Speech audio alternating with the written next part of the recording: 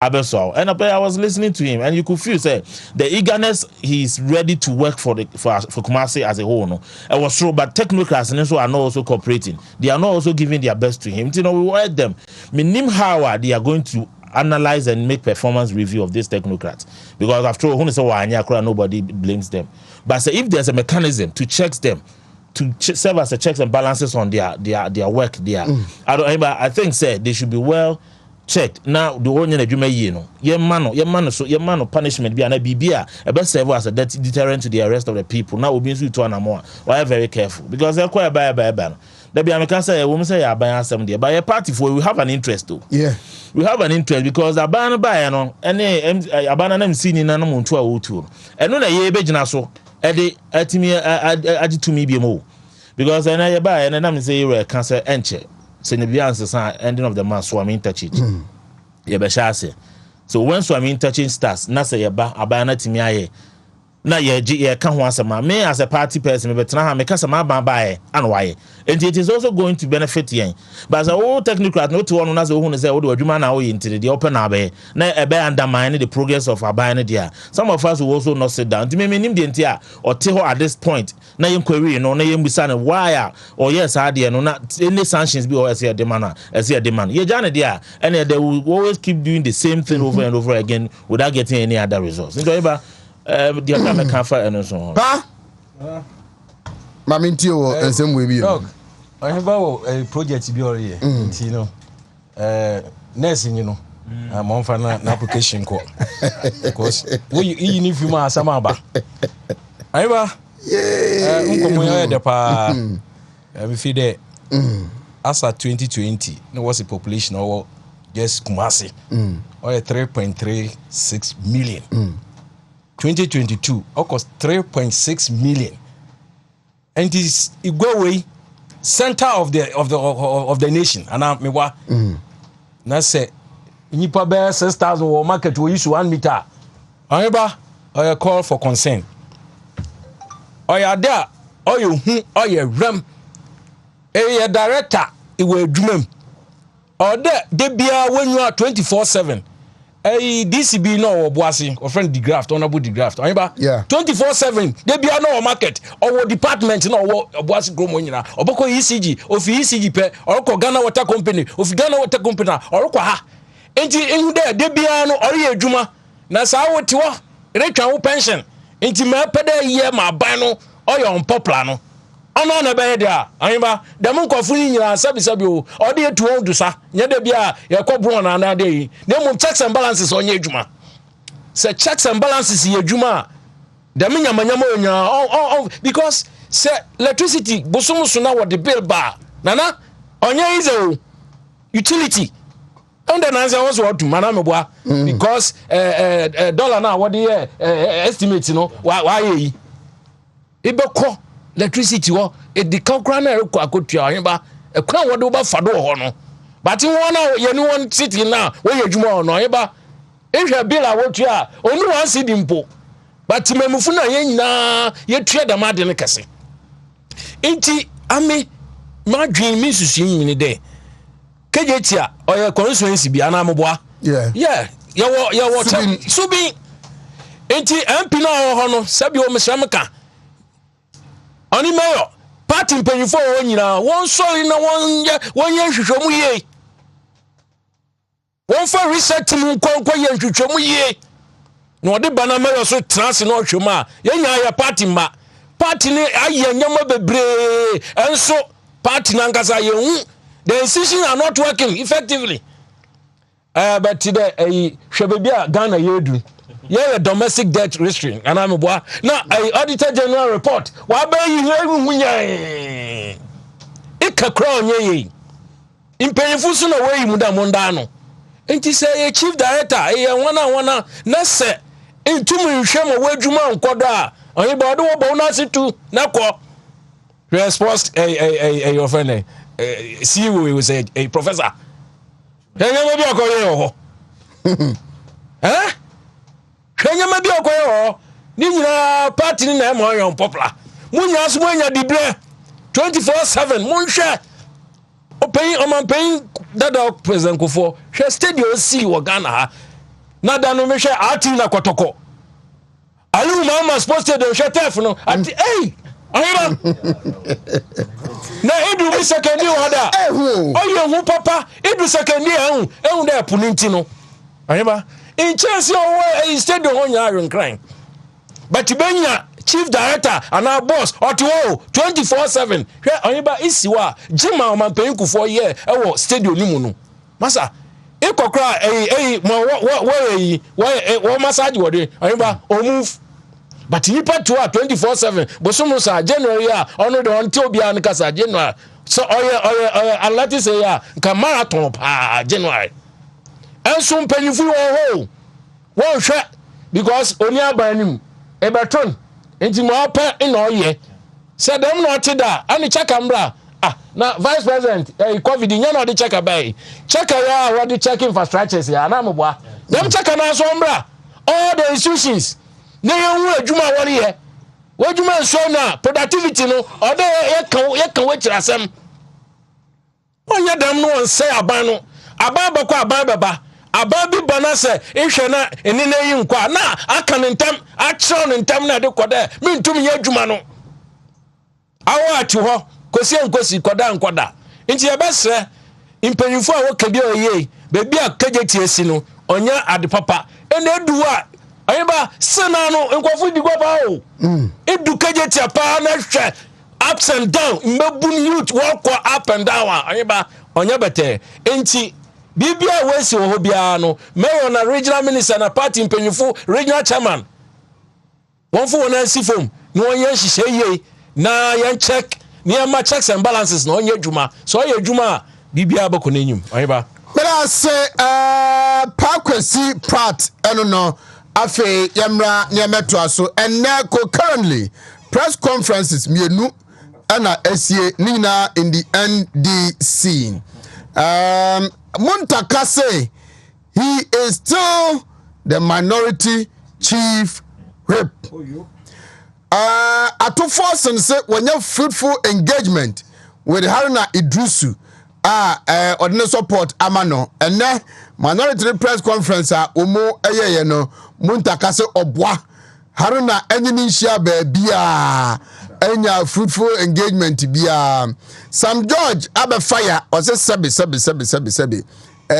class 6 for kra no ekoyi head boy school headmaster intimate an office and this house is hunu no say onwa chusu obi e de amawo mu Cletus Avoka say this is not the time to make a non-entity a hero ono so abe fire back and will say Bibia say Haruna is still their minority leader at the party headquarters atofosen ekoho Emma the national executives no receive no emma mu address press na ogina mu bi say dinkatia kasai same yamfi enso so kasai 91 members of parliament of the NDC and a petition party say omo reverse ade na ekoso no Kwesi Pratt say John Mahama ekai say Haruna de ende ne bonyo so dia kan de obetima ye bibia Haruna de ende nkomu ntwentwe so ansa omo amfi ena umu etu aso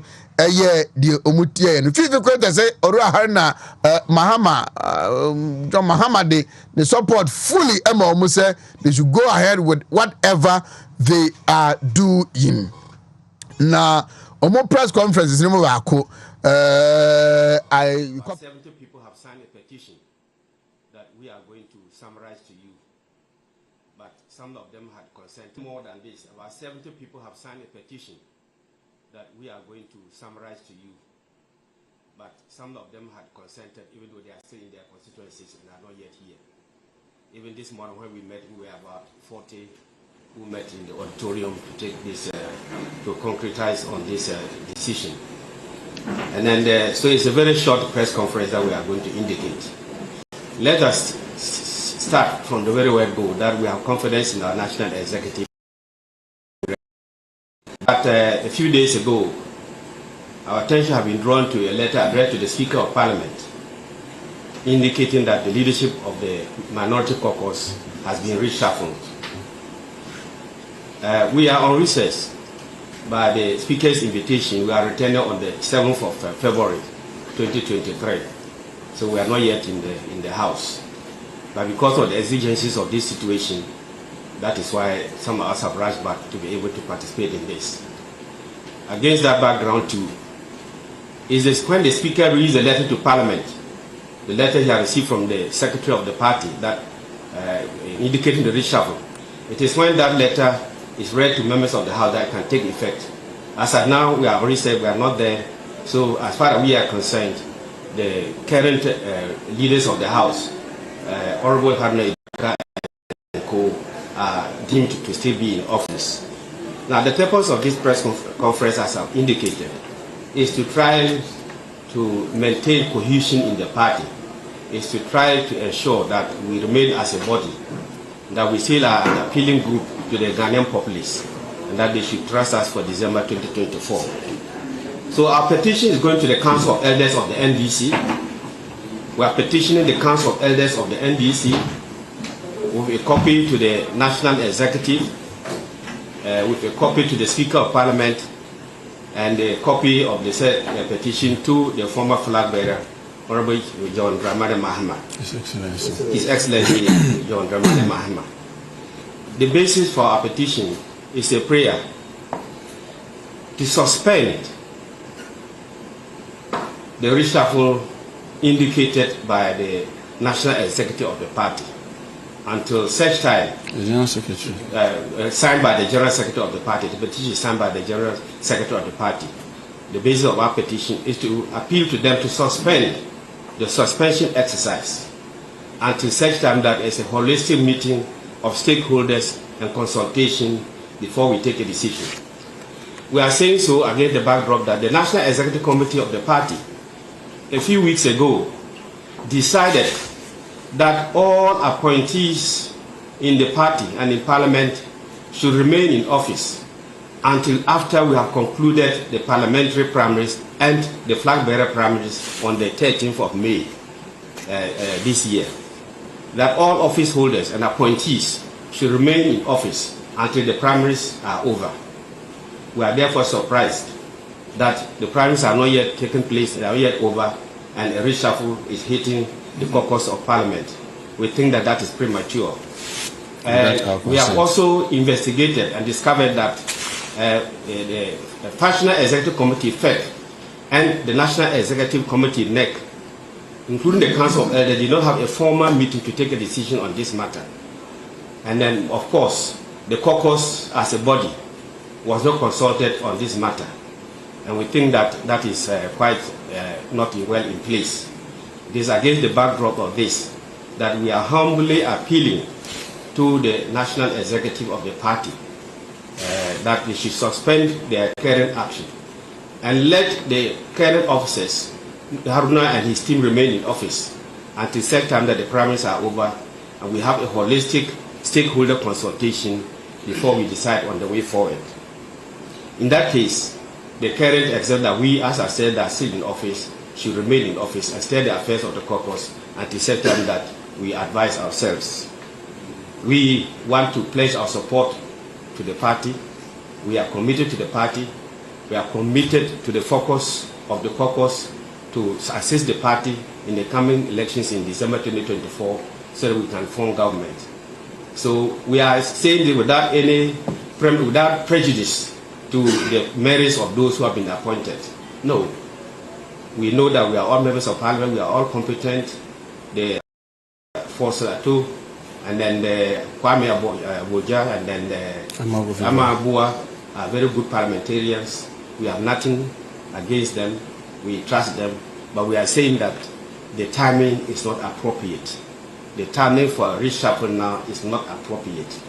And that the consequences are very, very grave for us and could negatively affect our fortunes come December 2024.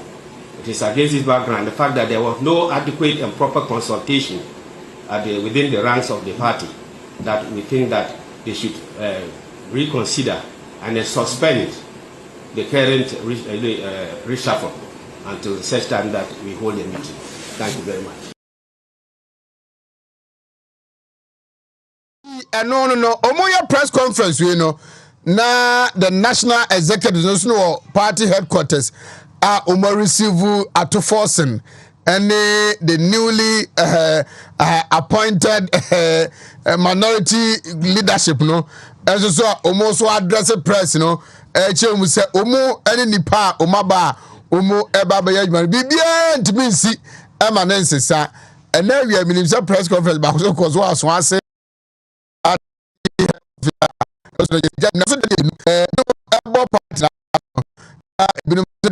smart youth and this concern youth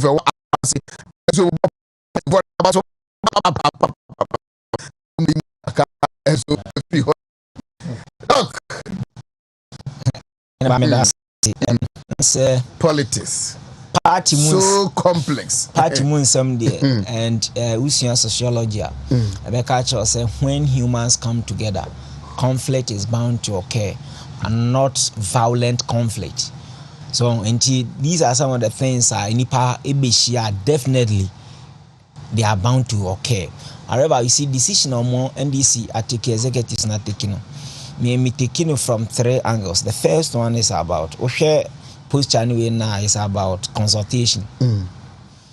Be a committee news be a na honorable MP for Tamale Central Mutala Mohammed.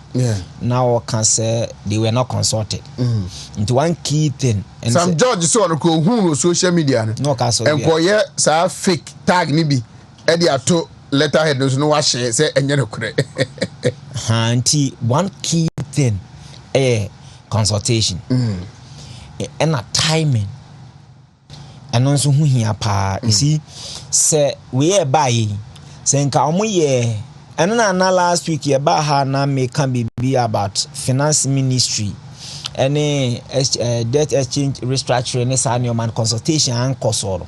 Some of these things now so we a leader now take a decision now we why say when I day to me na amount into ubetimi take a decision without recourse to people I know ye adwuma sa na ma bisi ne besi nti me hu ne se nanke wo se omutimi hia behind the scenes na omo ka asem no na baby a obi anti ase no omo kana asundwe ba ansa na ke beba bonte ana aba bonte because already na omo di nkan atage Honorable Haruna say onem mutaka say they are in bed with the government in so many accusations. I think say time omo approve ministerial appointees nominees ni wie no communication director at the time say okire bibi and now casting insinuations on the person of Muntakane speaker Ene Haruna. I think these things have been going on behind the scenes. But my first issue is there has not been proper consultation. 2, the communication method they see by anti-Sauti Oheneba Sauti Jumemu Hey. Na yesi a per se you change your position and I ready. Na when you are way bass never boss. Na obetia ne say yes we dismissal letter and say reshuffle letter bi akọ boss ho no mo adwumawura ho be wo ni mu hu yan say obehu no social media. I think say total disrespect.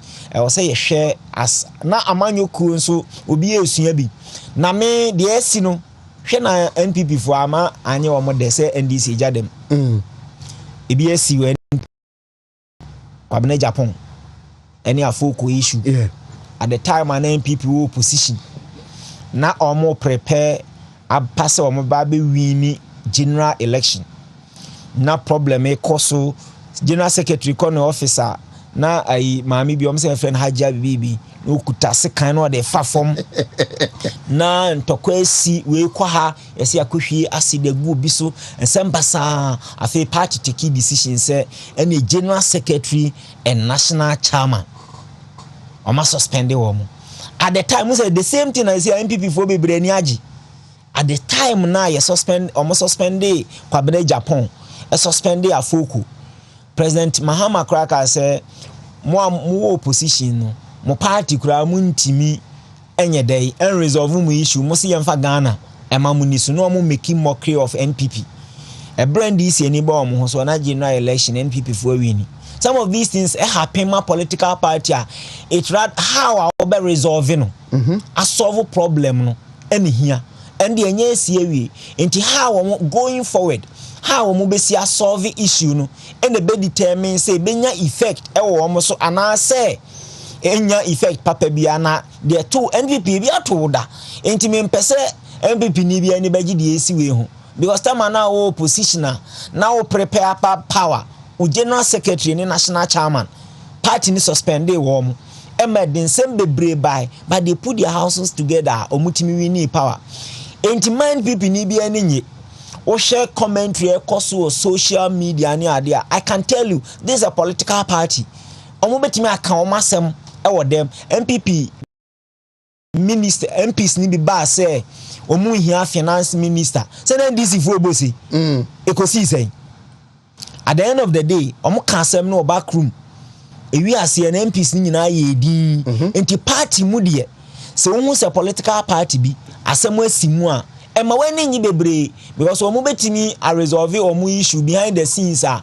problem bi ama ya te se tamale South say mebunu ni bi call party office koye dede koye say hey me kind of natural on say Haruna in all this has shown maturity on say on kasa he has shown maturity. That is a mark of a matured person. Maturity is not about age.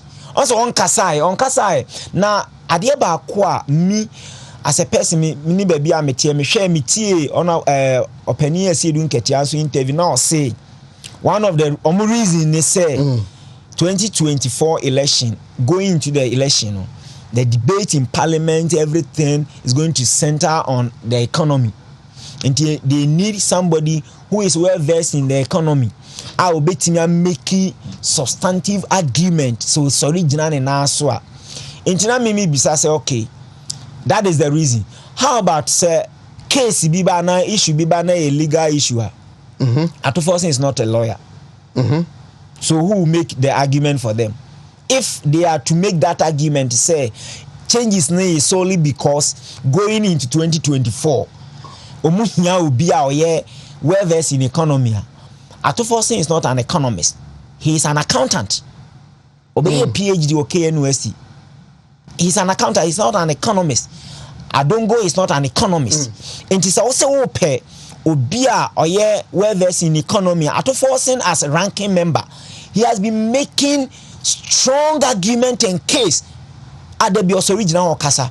It is okase opesa de ne babe minority leader say ne be ya ye ko election into no betimi agiwa ye beba legal issues ye beba issue bi beba na health and this ye ba issue na health.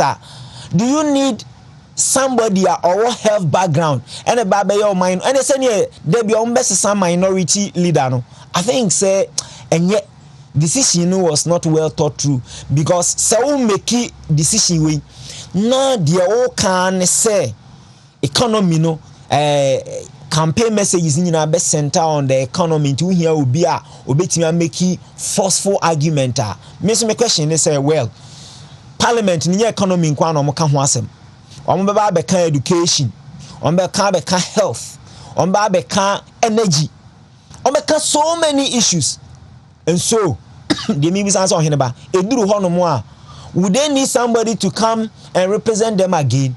I think say there's leadership, current leadership, this is the major first decision on take party position or making now share Balu and a one who I think said they should go back and reflect because in the ni hono mo who take decision and now we are there on senior assessment and share the effect of your decision. And I think say for me the national executive of NBC I think said they should go back. Now omontanase now I'm thinking through and yes sir so man to managing ya Haruna is a very powerful person within NDC. Aveji voter region I think say ebe ha dwene ebe ha so man managing ya and I make say NPP be NPP mu da they were able to manage it where I think it's a 2020 election in Kra no Kwabena Japan be supporting another campaign openi afoku na mountain in Kanura will play there enti ma me sa kensi subia me de masamo ba wie no Oheneba me sa kensi subia say we should be guided by history and our past. MPP ni bi ani ho ni kwase asem we ne de because e bi ato da wo na opposition me de pa Oheneba e ya wo de fine sa me gana me ne da ho sign a two NPP na NDC for that but they never thought to say NPP for betimi manage issue ni ye ama oma coming together every ni election and say now we na ba no obeye wadwene say oh eja dem I tell you behind the scenes o betimi resolve omu issue omu dum no kra be so ati mi mo de ye futuo na me de ma say de bia CNPP mu pen na NPP timi manage ye ebe win election 2016 no and NPP ni bia nenye they can easily resolve it and come together me that see okay now say ebeba prat ebeba na me na me homra quickly me ba na baba beti na say any prat unu apani kwasi prat enso so akasa inu so for na be defend the reshuffle no and kwasi prat so abet tiama no enti me ba beti eno so enti me ba sisi a na afi ya bedi enkomo aka ni nyina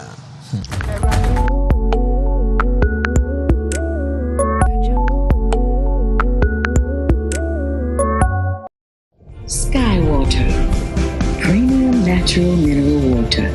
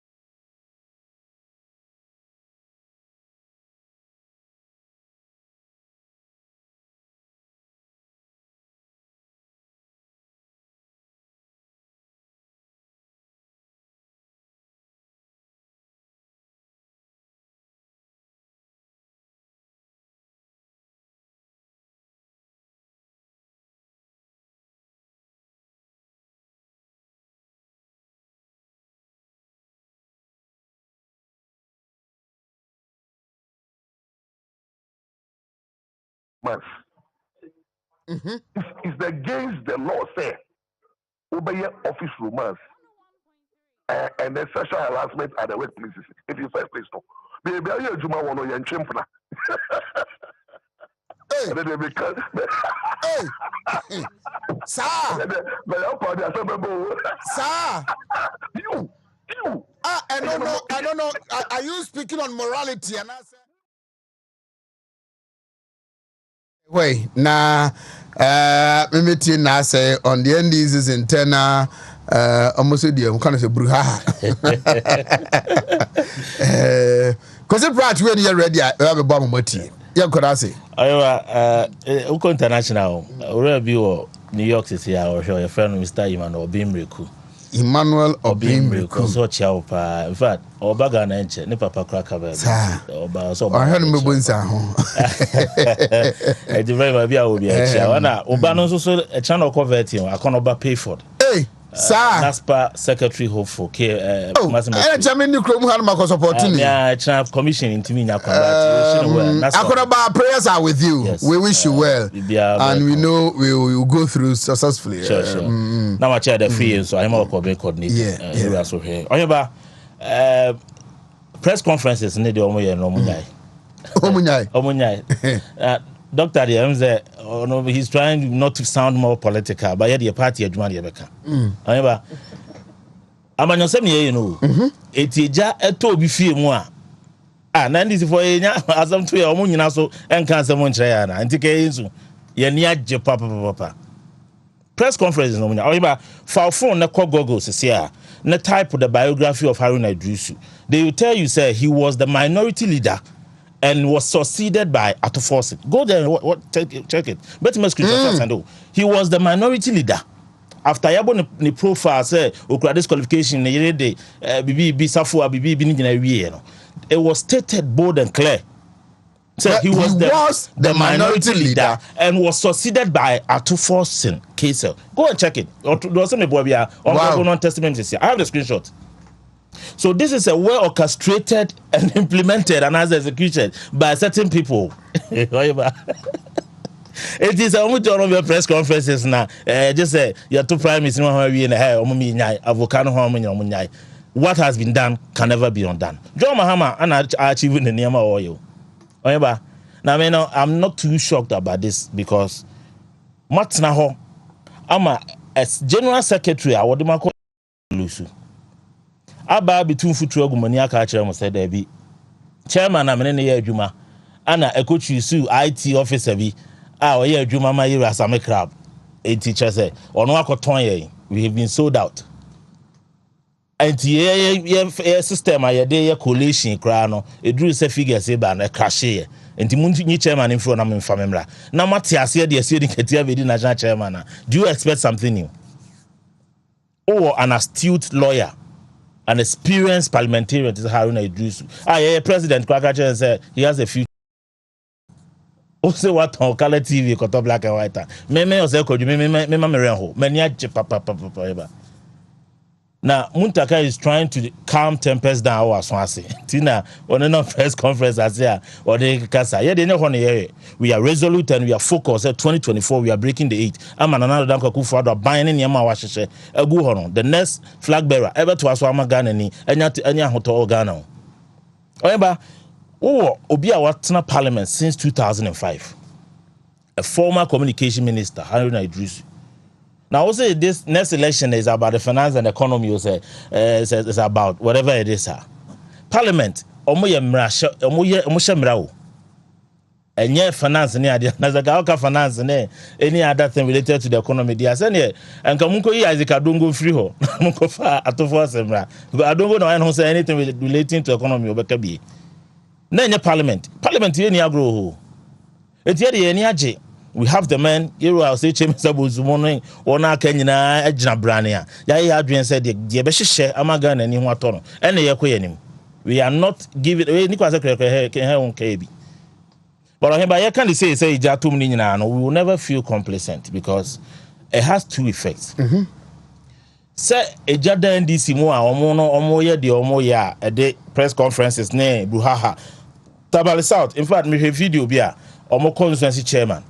And some of the executives, in fact, some of the words we used to cry now, they are so bitter because Obian audience at least only appointment cry now, he's a minority leader or mono de Hua, and today he's no more. Or many baby. And the answer so no, we are also capitalizing on that to advantage you.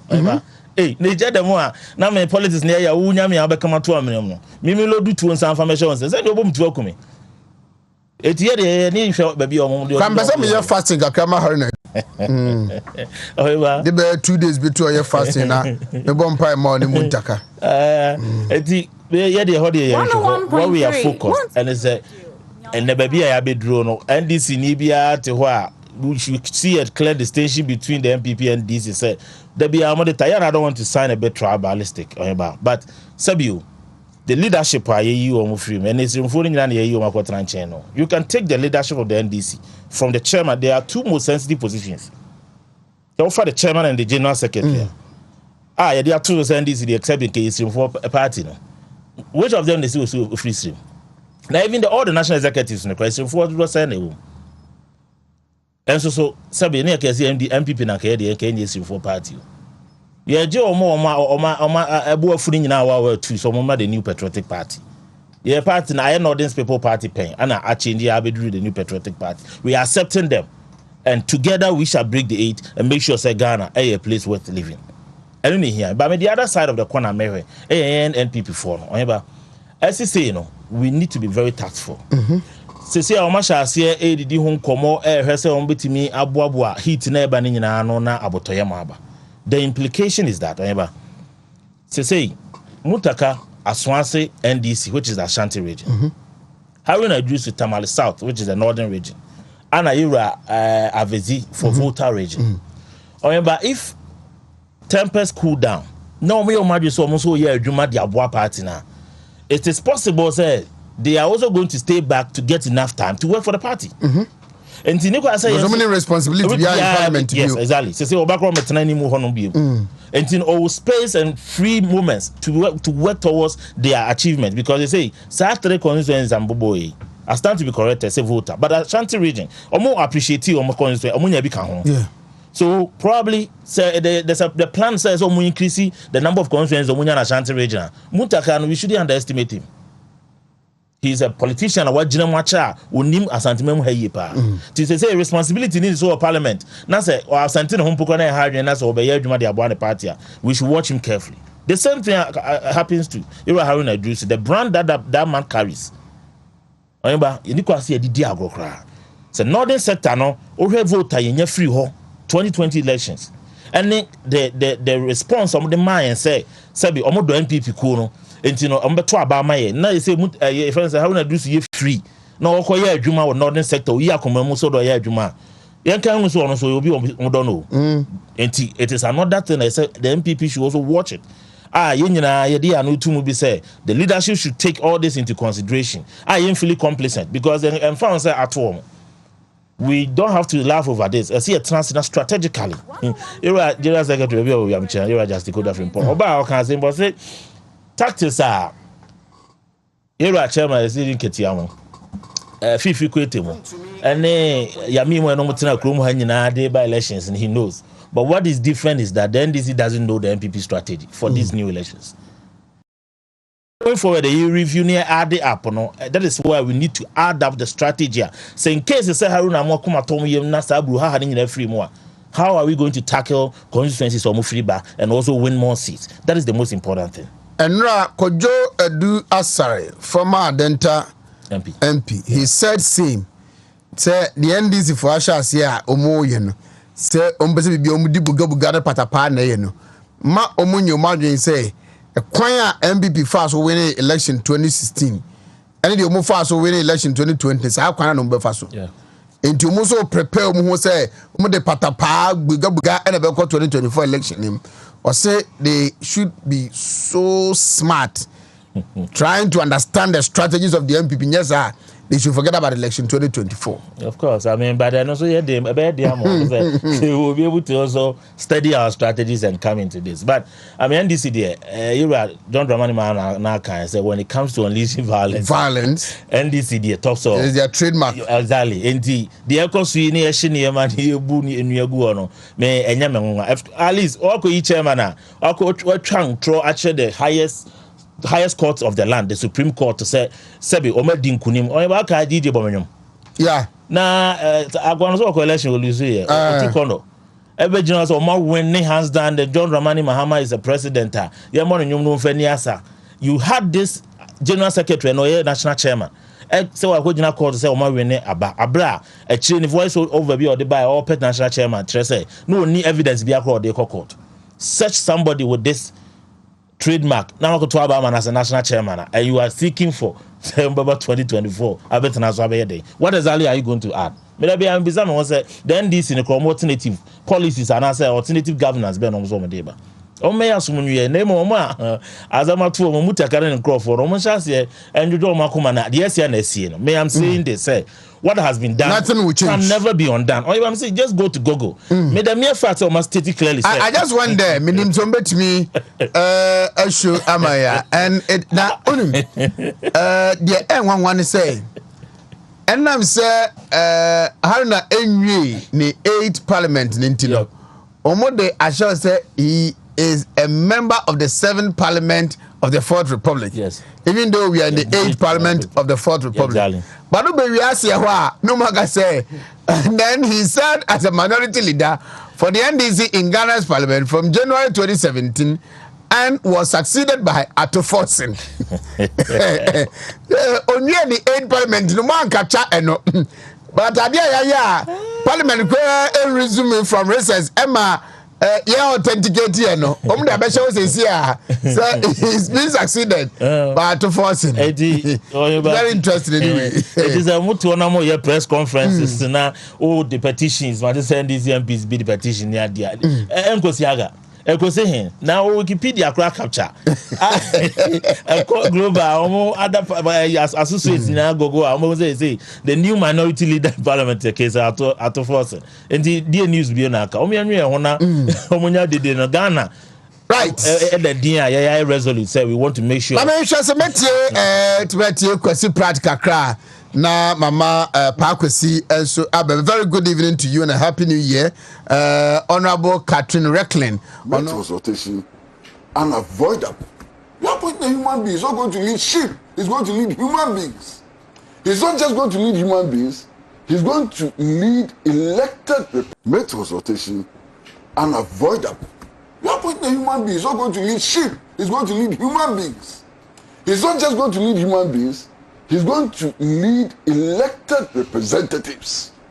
People who have elected leaders, not appointed leaders. And you say that consultation is not necessary. Meanwhile, you are the same people who are insisting that the MPP is not consulting you on economic policy. Show me the law who says that MPP should consult you on economic policy. Show me the law who says that MPP should consult NDC on economic policy. Is that a legal matter? It is common sense. It is not a legal matter. Common sense. Just common sense. Now look at the situation we have created in Parliament. And me, I'm not raising any issue about the competence of Atoposin and all the people who have been appointed. But we have created the situation which makes it impossible for them to function. As of last night, 95 of minority MPs had kicked against this move. How is Atoposin going to function even if he was a magician, even if he was an economic magician? How is he going to function? Common sense dictates that you take measures which unite your caucus in Parliament, not divide them.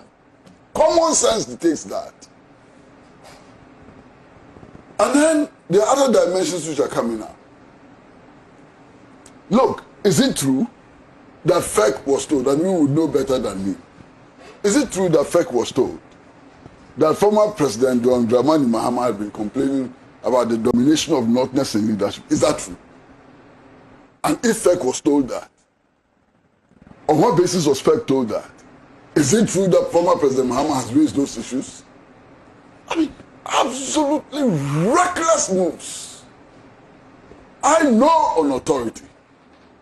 And I know on authority, and I insist that I know on authority, that former President Mahama called some of the leaders who took this decision and told them that they should hold on, and that it's going to have serious ramifications for this party.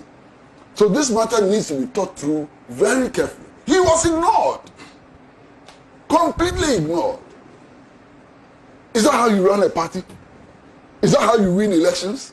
Is this the strategy you are adopting to win the 2024 elections?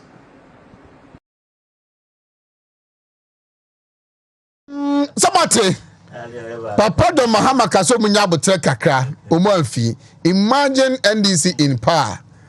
Na Esedun Ketiamu, decided to bedum bibia. Someone can say before the 2020 elections, some Fika say, Prosi for ne, soldier for ne, judge for be, Omunya ready. Now when they take over power, Omu Daniel Frikrum Hanum. So one day I empower Nomson baby bia. Who the hell is John Dramani Mahama? Because in the likely event, of the president, on the president, Intino Wakasa. The alternative, no, is scary. Oheneba, I Nkofubi din chiapa midisi honorable for Sinemisa or retail pa. Echano. Eko du so honorable Binizapia on retail. Na honorable Afakwa organizer Kache DCs ni na omunya ready na kwa medin kramo ba. Na minchia me second vice chairman Otia Kente. Na minchia madam Educhumwa Abuedi. Tutu kamanyi na Oheneba my madrin there meko assembly election last hello ankwari oh Mary na wa ankwari na atie menkaso baby dem not me tufu me boko Heno Ankobi. I remember Kobe that. 2019 me Kobe. And I lost by 23 votes. But na say one hour your number 5. You know nipa 5. Ediwanya. Maybe Mary. Nti masa be. Oh they be on your bio. You be suspended from fear for 3 months. Article Prat, I say it is what? Common sense. But it's not common to all people. Yes, as I'm not kind of. I say common sense has prevailed over there. But it's not common to all people. If one national executive that tells you the cracks in it from communication up to down. So what's the way you go for and then we to 2024 they come on. NDC when I do the election. On our watching room. Now some always see document when you're doing is my main your delivery scenario is different from them. Your because they did not realize that in Yamana Wayan, na Dominican Deputy Attorney General. Ayeba, I said that Wayan on fair claim. I want to hold Parliament. What's all I was saying? Your consultation. Shakwana, a finance minister, no opede yadene fado. Shakwana, no opede ye MPs in your town which you know clear finance minister if you are. A grounds. NDC, they have no basis. Here, and a million canon. You know the whole papa, Ayeba. General Secretary, former Cobra Japan, and a foco. What do you know? Or a test case, or a case study, man. You know the whole, may I be there? You be your Juma, our form hall, grassroots to honor, you be in a Juma ye. What was some the for Juma? Yes, through 1 year, Juma. When you're Mambuna. No, I tell the Amin Amiye, Amin Amiye, Amin Amiye, maybe. Na secretary, itu mubaka there. People say, "Wa communator, what they call a Supreme Court, no." So I agree with no okedi. Now the Supreme Court will be so there. Inti no, calculation 1 + 1 2 no. Oyo kola na, ase nyonu kram point ne, ya ba ho. Yemo ya pede Ghana fu there ye. DJ Bamunya wa no.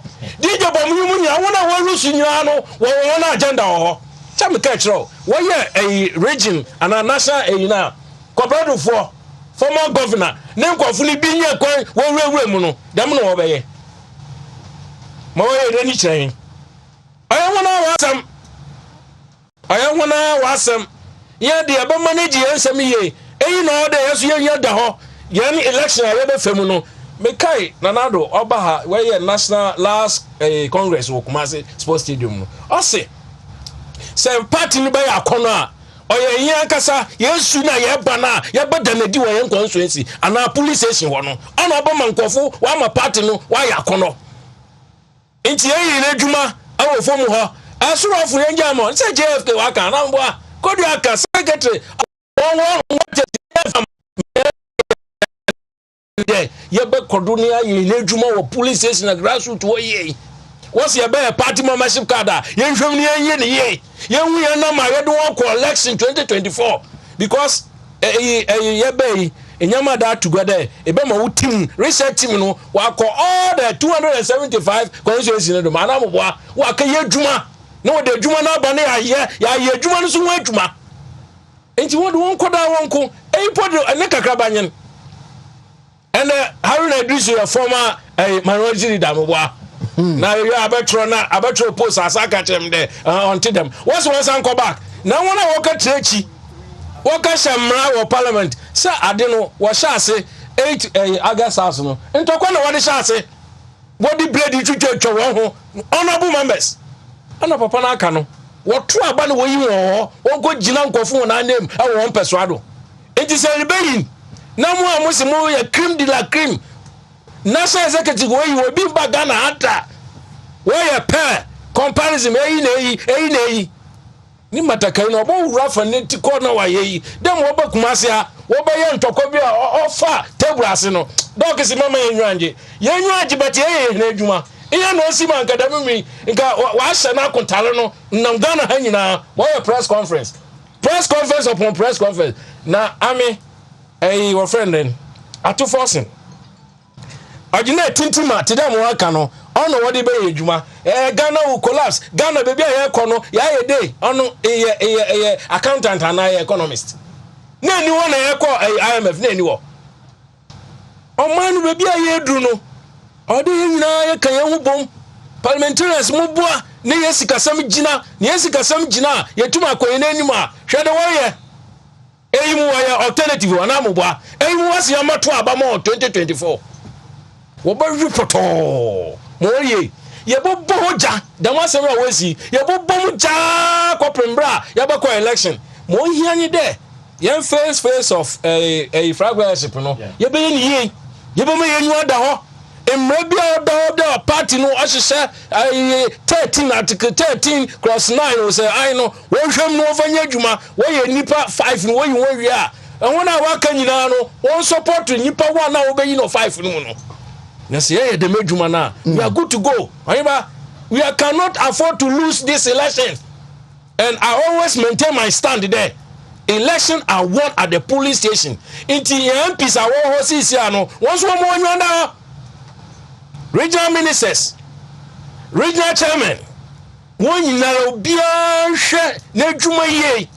Because or they check one na yeah check one na ma NDC MPC why and the day by 3 days ago no na what's the jam ni mo hwe no kwa enja to fast one friend there ya pede da misakai no oya no kwa enke obi anka baka da oh sisi baby ayedui in the midstream ya ma haruna bra penyi on to ado as we the 14 years of house wo into botuma ayedwuma no me hwehwe nde Dema MPs what throw about there a finance minister open the way no ni nyina suade man oyeba we cannot afford to lose this election because Ghana ha political party be any obotuma win election hands down or dem kofu no 40 voters na academics na una wo fie na wonso wo chechense mu kire won kofu no wonso wo hu the party way alternative for obotuma aboye na sisi am opposition ni e geno dem da so gomengomoria. You see, doing Katia Bay chairman. And then also for some of you on Facebook, what boys row? What you full gonna be? What you full gonna be? I say, me catch them why they cartoon. I say, me catch them. Me catch them. Baby, I directives in our corner. Mammy bra penny, my dinner, Kosi Pratt. I say, common sense. No, you want that time or not? Nyamna America MPP if a baby me doctor say person ya adwen there ya me yenyu nda ho da bo wo si yenyu da ho a ye be sua bibia fi mo wesi ni mu na ye koyin na enyim no ya hyehye yenyama ni etuma maintain power na ya yedwuma no ma Ghana fo ehu da mpa MPP party ba yetum yedwuma yetum suma Ghana oya akono mankofo behwe World Bank sika wada be under your friend and dear association ayba yeah Africa Ghana yeah the second Mozambique no one be first nyina ha yen hyehyey yedwuma ye a ebotum ya trado breaking the 8 no why possible dem de bia ika no so be possible yeah MPs obi biara o kama obia oyeye from grassroots polling station to the head national executives mwesi mde wo trasin wa dodoma ni afabia tetare ho ye de bia tetare ho na ye da kan na asem ni atro yen story right 2024 MPP will maintain power. But I say Parkwesi Pratt Chairman Kofi Owusu Omar. Chairman Omar. GCPP for regional chairman. Chairman Kofi Owusu Omar. Sikawa no bruta. Chairman. Minia. Afishapa. Afikomete da. Napum. Nyabadum. Why fu? Ofuru so abakakra kama na mentiapo but say the miracle ede yamiase adia ensema by on say ya meka bia na say onye Ghana ni and at the same time how wana say you dey angles no doso angles no kitwa bi na Ghana for nim angles no doso you see so o fa we a Islamic fight na ase dun katia dia ba. Dia Islamic fight. Islamic fight. Yes. And ase dun katia dia ba. Dia ba. Islamic fight. I'm telling you. Cheche mu. Ya tell say wonim say Kevin Taylor ka say Haruna Idrisu Muntaka Babin pese kamuni bedi president. It tells Yes, you, I remember Kevin Taylor said that. That Muntaka Haruna Abambabin. Yes. Say even if Senyo Mukra the ALD the NDs now they still want to see a Muslim say obey president. Ewa Ghana dachi. And kwabra ye name say politics say nipa doso but the unkofobia omo position mu a emretie bo meet the president. How do you account? Yeah. Oba NPP side a so we minua Samia Oku oba minua Napo oba your friend say NDC oku the top black say omu nyina edi omunity but okwa NDC how do reduce the dance pa you see na then na samosi say mo pese economist any energy na mo be ko a da ben na election yakwa enye economy friends say economist any energy and why some the elections mama lose election because of electricity meboa and asienu kato were inconsistent ono see temwa omuyi executives mo de beko 2020 no former president eka say omunyanka election director bi ema of swap of say one de make at what yenua pani kosi peta beka say modi asem ko mama sim hold on ana wo so mo pen so which switch ti mumi no hanantie jomama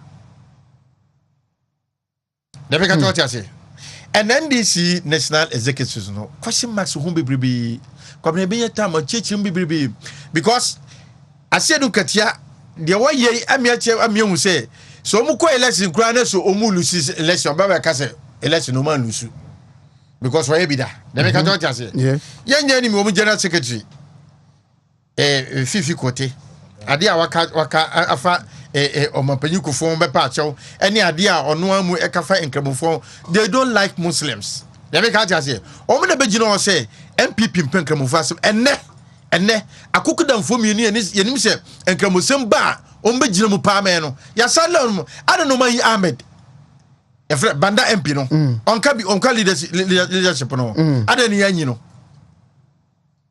it tells you say there is problem where so I tell you say ebekoswa till 2024 oh yes because say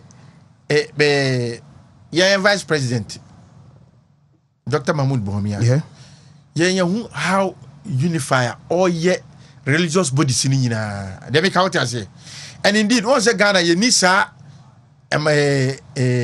your friend say esum no tokwane ne keka ho na o hyemu kina amia wu se dabi so obi jo ne suma en ntiase no de kojo ne sum o so wo suma ntiase na wo de wo sum enne NDC na be kire because omo ya ye ekoye your friend say tribalism amfa no mu de be sa de wi general secretary fifi koto ba aseme no be kai o so mu worship voter so mu ashanti region o mu worship NDC te so do mu kwa so na de make out say it tells you where they are coming from.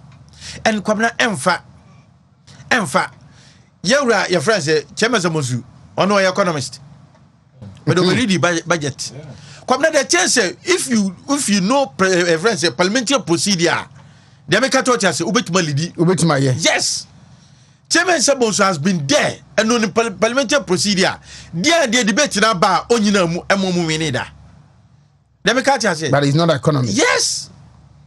It tells you until you ready to look at ya debate or the Bible to say economists in there any energy crisis be our Ghana. They make at what you say. And today some no worker. And indeed, say the omu ye am you who say Ghana and Punto no mumpe all because omukofo bia say government business ebebana se beboa Ghana. Then empeneso. Kwamna said the insusi ye no sana we be because say party bu 138 near Kotoaba. Let's say 137 to be buried in your friends here. Speaker of Parliament. And then some friends say parliament omuma ekwan say yentu secret balloting ebeba eba so anu akoka say economist and ekore amehu di otu ya no wanto dem make out say enti do mu ye ni nyina no MPP to take advantage of this. How? They change say kwara ene adia ema oman etwikwa achiri pa eye koka ntokwane nkeka ho ye nyina enim yare ne Russia Ukraine and ma be se no ne entimi nyina na so as Africans they make out say na ene hwe tamale south ene hwe de yakop ba bia me your friends asonase kwabra who believe say omumu support party no mu support mu ntaka no say ekoso na debate koso ade na ekofa ba basabasa ne diba ti basabasa no yekofa police na soldier na say yekofa obi abego no enye sika na na ese bi no they make out say NDC they are not ready to govern this country. They are not ready because when we are ready I tell you say when the council komo anya finance executive say when we are ahead of MPP. Why now? Why this? They make out what you say. And the class say boom, right? Yewra Haruna Idrisu and Muntaka. They may have their weak points in the umwi. But kwamna yencheku ubia background or politicism. And the idea Muntaka ayama your friends NDC or Ashanti. Na idea Haruna Idrisu ayama NDC or South now. They make out what I say. It's not about the Aserukatie no. It is say your friend say Dr. Mahmoud Bohumia. Comparison mumi and say or your vice president no and put to Juma woman a north. Any former president, your vice president, any or your president to and put to Juma Koso or north. That competition no muntonko. Then who is better to lead Ghana. That comparison no munya and your cracks way and I did your friends way bad. They make out what I say. And just say Dunkatia, I didn't know what the bano. I tell you say or the some and ya amber to and this for Krasu Ghana because we are all friends. Ye na wonder and I'm for this for ye nuanum ye din komo. But Okoba Bina say you see Uniasa when you about you say Asia. Kesa wa aboje se dosun. Se ja tomu a. It kwabra a good call. Emma other political parties in but this call there, I tell you say ana we no far different from MPP there no. Sir, far different. Adenti. Sani na ni yi obi firi ho. Ana e de obi bae. Ana de bae. Ana nkofo kun ye. Yes. Ana e suspend bi. Me am ni akwakubu atimafo. Atuma be get enough. First by. Yes. Only you suspended no deputy organizer. You suspended no contract baby and then when you be seeing. The Council of Elders. Koka by the Council of Elders. You name the course meetings a course one and sana letters obi samia yi. Kobraja poni afoku it tells you say omu your brother consultations. Yeah. Emi say dabi yanti no omu ntina nchen. They make a torture. Ya boko do ya fraud disciplinary committee and be you are no 24 hours you take decision. Where you also move on social media. That's it. See how it changes. That's it. It tells you. They make a torture. Send papa to say Haruna we take decision afan ho na social media no hu. Kwabra de radio so no te no. De amanyo some nyina ene de tu etrim. Kwamna sa ope obi a asumasi ABCD so person be chairman of a flag bearer na so wanyana wo benya it doesn't mean say nipa no so pam no because nipa no woni ni capacity obetimi na twi nipa ba party dem make a say how na do so yen nyina anim sen oye key na ade na ka mutala ebeko safa twi ma haruna edisu enne hwe yewra kosi prat o kasa na yenua miami pani it is of saying safa no edi what dem make a so o si ono kasa on authority it means say bia kra no a wakasa amion say e ampa say former president kaso mo hold on and no man na omo man na dem make a say naka NDC anke ya look attractive na she say there seven predators but because practical assembly Nisi Obuya Niguso that he's been told discussion at Ecos or party say former President Mahama accompanying the number of Northerners are taking key positions. Our party. I don't know some imagine no course. Yeah. Intino omushia edi hon komo, but fake no omo fake ni a functional executive committee. Yes. And you decide they say, okay, you better changes, but the end parliamentary and presidential primaries we are whatever decision that we want to take on appointment changes behind we can do it. John Mahama position no. But the end train because omuya say see and it's somebody be party no. Papa they tell say you see so why is John Mahama worried that not necessarily any position be your party? On be contesting no. Okay. On be contesting no. And I'm telling you see challenge na what trauma no. Kwabra me sure say muntaka no oni haruna di so ma serve MC 2-3 times ansana ye be yi omu. Yeah. Ye musa say na ada we enu hana parliamentarian say no mu ho na boso ma diga kra mon kono bi so medi bi no de omuko no eni omuko is irreversible but the make say ade no ne take decision ade omu ba no na ada parliamentarians no mu ni hana na mabu ani atofo sinum nya na they were there ano mu nyina support so man nkoso but the thing is omo je so mu Ghana businesses nkoso ama Ghana yenya puntu enti omo di omo mindset ni say anya former president the caucus Jerry and caucus say omo win election no mu say think about your friends Tonedu sorry no mu say oh anya manyo omano abraba na say ni puntu ano mu je election omo je no oh and that's on one crazy issue we know saka so mu hold on so man hold on because I said nkatia kwabna untimi control no the make I say ye nyina ni say me ame wo fa kwamna je yes satam kra no muntimi ko hu former president na me boa chama no wo ye chama na nkeka no enti ebia na akoye tit for tat issue no mbebo and who controls the party and this who control no because him say luckily omu him say luckily say omuko prime minister anya dia former president and be winning elections because omu kan say omu so mu consult no omu consult community for eto omu hope no say oba winning election dem make catch say enti ade akoso yi ma say onyi na abayi ase no katu bi antimi control no it means say na former president kwa kasa wanti why be you be control no see wawu no enti menu a mesrem MPP so omum communication emumpi Dr. Smart Sapon say the Afoko Kwabena Japan case and the current case is not the same da.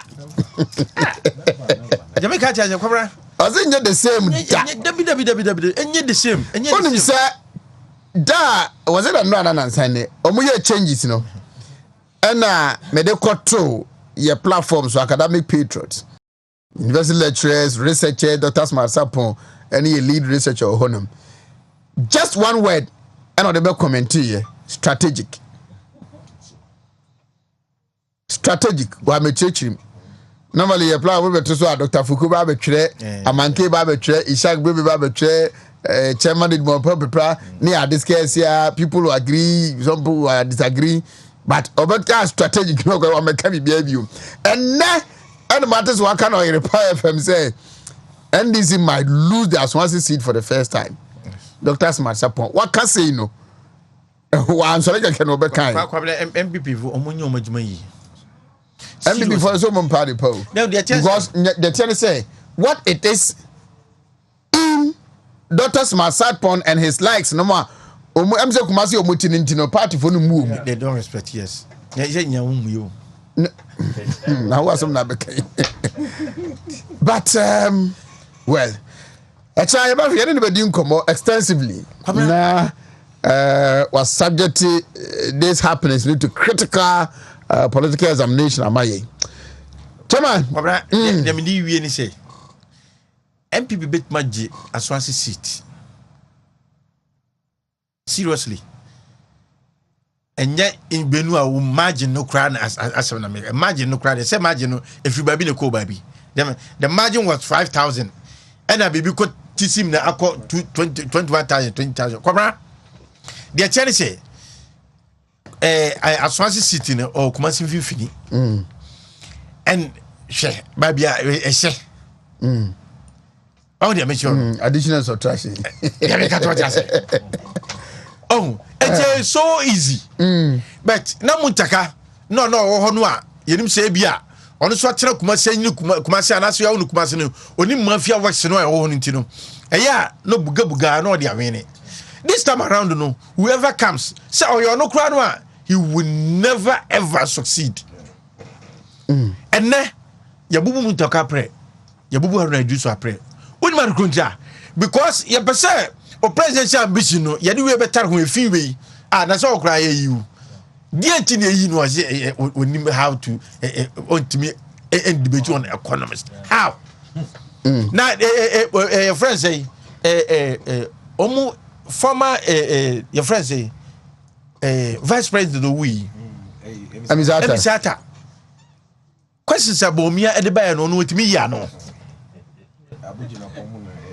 otimi ya no well eti enye debate ni mebe ado mu yi omu no mu beka de for party enche yes na say ya me sorry sorry akọ we I abnabo ahema my sister penny oba bi social also the Gloria ano ochade o kwama Eastern region to kwaman SB primary hono child kwama no Eastern region fine obi ka kire me na ono so testing ya chano eba me say the ketia Friday try me work for dia aburi then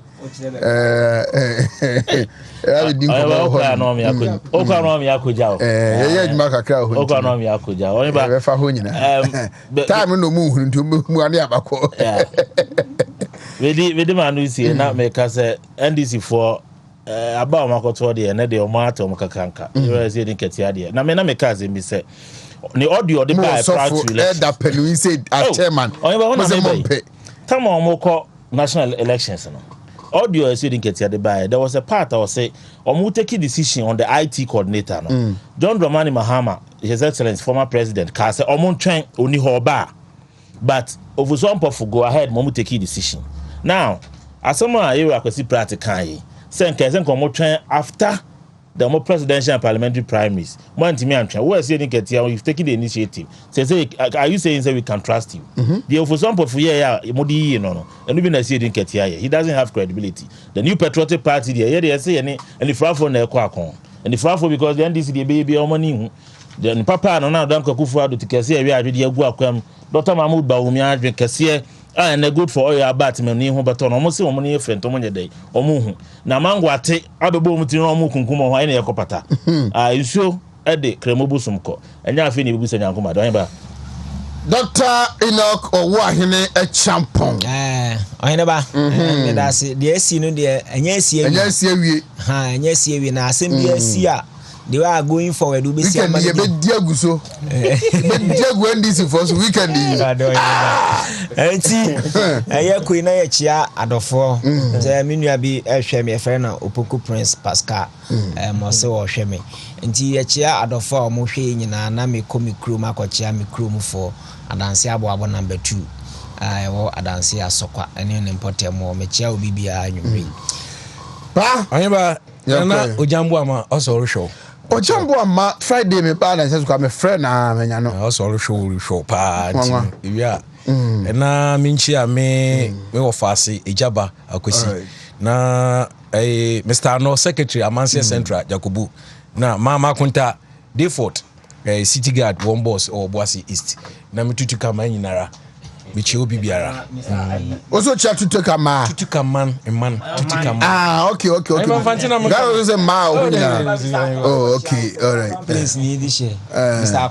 Akom all right when something is clueless empty scary it automatically becomes useless such an alternative no ya from pound and also chiamu nyina Dr. Smasapo so chiamu nyina right abusuafo ye de besia na ya sori na yakọ akwadia ahometire mpo Nyankopon ya dom a echina anopa no nso ye besa betranse na ye ne mo abedi nkomo on the privilege on WONTUMI morning show Makachom say Saturday and Kwame Edinka Jr. and Kofi into Frank and no team nina but this time pictures no more take pictures no use drones give you nice area view of the projects nina na nyamiadma from the 6th of February 2023 no yashase show nina that's I more about no faba na okro nyamiadma me da say ye wo ye ben num clock constituency e be delegate e be your mama you were attaching Muslim MP na monya MP na MP say ya na muhia said ye hon university enye MP ojana mo say ya wada nyame adomo a eda meme de ye ginam echina ye commission meme da ye afezu so amankwa see that you were said TSC from electoral area meetings e koso on constituency officers ye strasa omo yeah we need to seize the grounds breaking the 8 na nya kasa keke see ye mayura so akwa aba na menin say o atene nke say o chia no already o my innovative na me shamo in fact the district diary no baby amode course this time amonya opportunity amode member of parliament no attach no it also give them the opportunity to also speak about the WONTUMI INT very innovative atuma kwa ma de twen me use mamra kwa na projects bi abeka na agenda 111 kwa ma wi mo de no na chese adwuma na wi great I was for your first year na